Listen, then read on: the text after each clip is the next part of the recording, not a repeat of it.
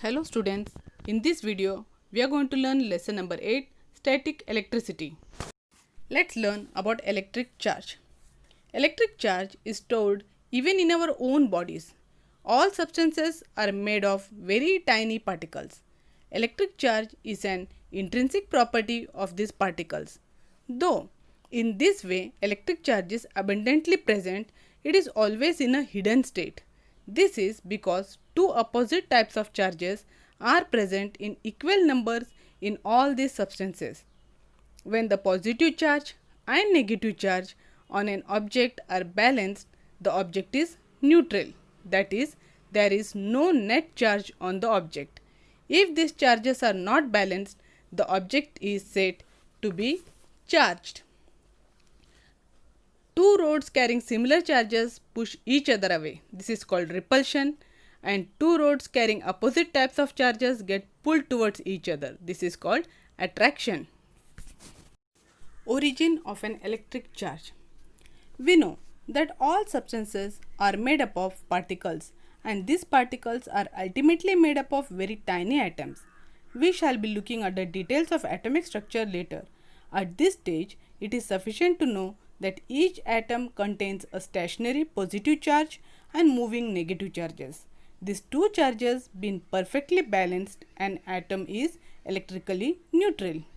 All objects are made up of atoms, which means that they are electrically neutral. Then how do objects become electrically charged? For some reason, the balance of electrically neutral atoms gets disturbed. For example, when certain objects are rubbed against each other, the negatively charged particles on one object go to the other object.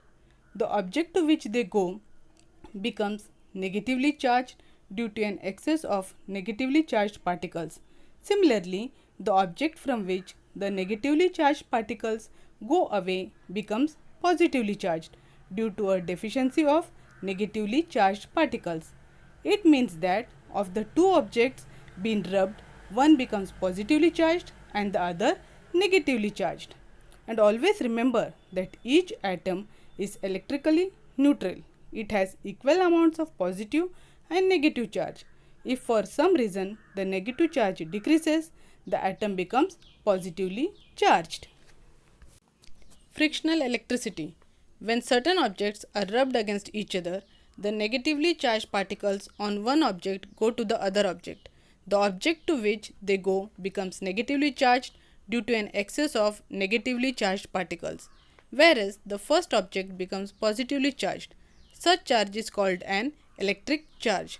If the electric charge is generated by friction, then it is called frictional electricity. The electric charge generated by friction is produced only at the place of friction. Hence, it is called static electricity. It remains in the object only for a short duration. Electrically charged objects attract uncharged objects. Between the like electric charges, there is repulsion, and between unlike electric charges, there is attraction. Hence, repulsion is used as a test for identifying an electrically charged object. On page number 54 in your textbook, certain simple experiments are given which you can surely try it at your home. Always remember, the number of positive and negative charges are equal on an uncharged or neutral object. The electric charge generated by induction stays only as long as the charged object is near to it. Now let's learn the effects of electric charge. When an uncharged aluminum ball is brought near a negatively charged balloon, the following things happen. You have to observe the figure shown on the screen carefully. As shown in the figure A, an opposite charge is generated in the other object by induction and both the objects get attracted to each other. As shown in figure B, on touching both the objects become similarly charged. As seen in figure C, the like charges repel each other. Gold leaf electroscope.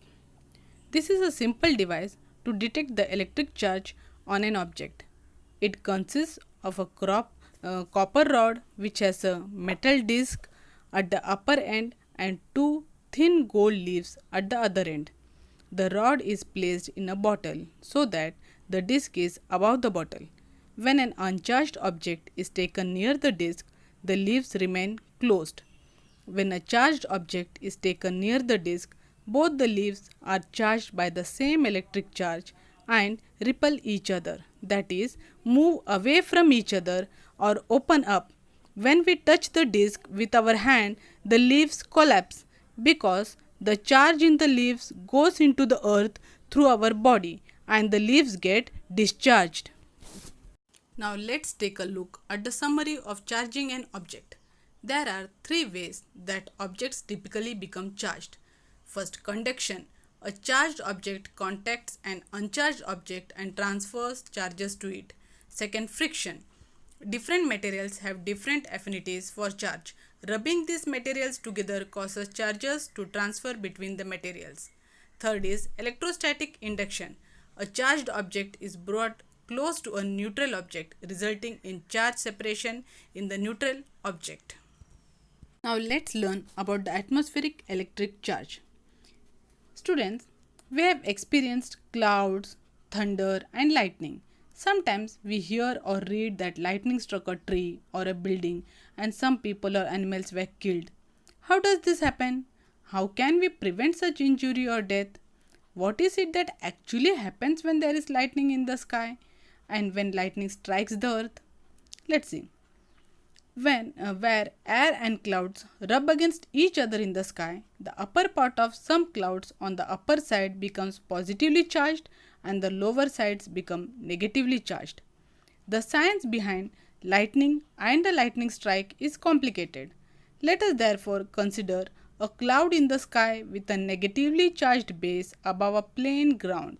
When this negative charge on the bottom of the cloud becomes much larger than the charge on the ground, it starts flowing towards the ground in stages. This happens very fast, in much less than a second, and heat, light and sound energy are produced along with the electric current. You probably know that when there are electrically charged clouds in the sky, electricity is attracted towards a tall building or tree. When lightning strikes, an opposite electric charge is generated on the roof of a building or on the top of a tree by induction. Due to the attraction between the opposite charges on the cloud and the building, the charge on the cloud flows towards the building. This is called a lightning strike. Now let's learn about lightning conductor. Observe the figure carefully. The lightning conductor is a device used for protection from a lightning strike. It consists of a long copper strip with one end forked. This end is at the highest part of the building. The other end of the strip is connected to a plate of cast iron. A pit is dug in the ground. Coal and salt are filled into the pit and the iron plate is placed upright in the pit. There is also a provision for pouring water into it. This helps to spread the electric charge quickly into the ground and prevent damage. Whenever an electrically charged cloud passes over the building, the electric charges flowing towards the building are conducted into the ground through the copper strip and damage to the building is prevented. When such a lightning conductor earthing is fixed on a tall building, the surrounding area is also protected from lightning. Hence, this lightning conductor is very important. So students, in this way we have completed the lesson. Now you can see the exercise shown on the screen. It is also there in your textbook, page number 57. You have to read the lesson carefully and complete the whole exercise properly in your classwork. And also whatever related activity is there, you have to complete it in your activity book. In the next video, we shall learn a new lesson. Till then, study well and take care. Thank you.